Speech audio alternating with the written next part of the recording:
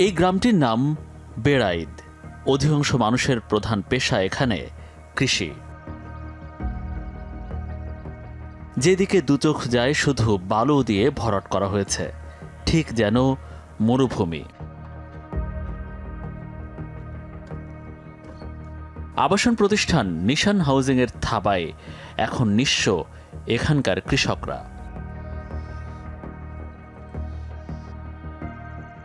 তাদের একজন নূর আলম। তার বাপ দাদার 3 ফসলি জমিতে এখন শুধু ধুধু বালুচর। এই বালু ফেলাইছে, এখানে কোনো ফসল বানাইতেছে না। এবং এরা এই আওয়ামী লীগের ক্ষমতার কারণে মামলা হামলা মনে করেন আমরা তো বাড়ি থাকতে পারিনি। বহুত মামলা খাইছে, বহুত জুলুম অত্যাচার করছে। হ্যাঁ, সেই আওয়ামী লীগের দোষরা অহন্তরী পরিকল্পনা করে মানুষের হস্ত অহন্তরী তারা চেষ্টা করতেছে। নিজেদের জমি জোর করে কেন ভরাট করা হচ্ছে সেটি জানতে গিয়ে হয়েছেন চাঁদাবাজি মামলার আসামি।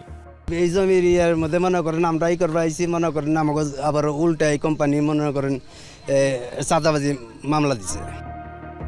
নিশান হাউজিংয়ের দখলদারদের হাত থেকে রেহাই পায়নি সরকারি রাস্তাও।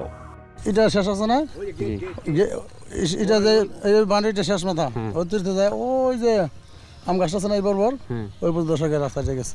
রাস্তা বন্ধ করছে কারা? এটা হাউজিং এর লোকেরা। কোন হাউজিং? নিশান।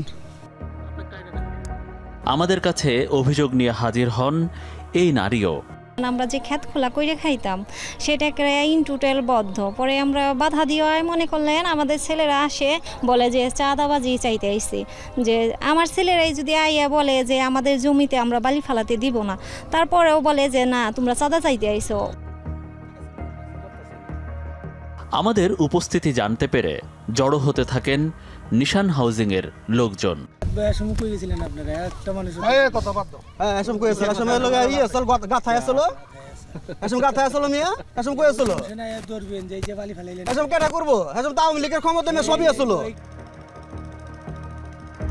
আওয়ামী দোসররা পালিয়ে গেলেও এখনো ক্যামেরায় কথা বলতে ভয় পান কেউ কেউ। গল্পের ছলে বেরিয়ে আসে অনেক কিছু।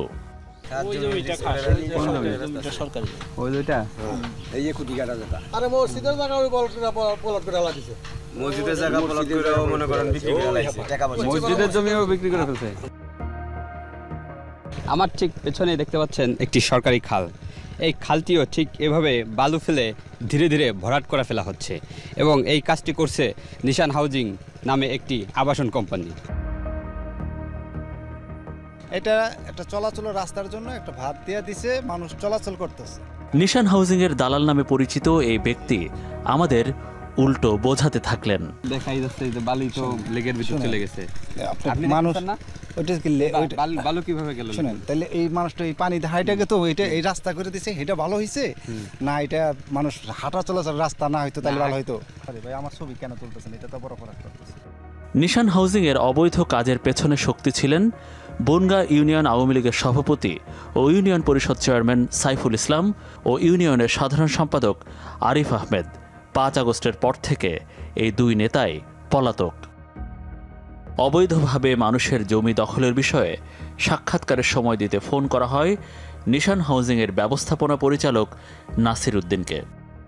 নিশান হাউজিং নিয়ে একটা রিপোর্ট করছিলাম, আপনার একটা বক্তব্য প্রয়োজন।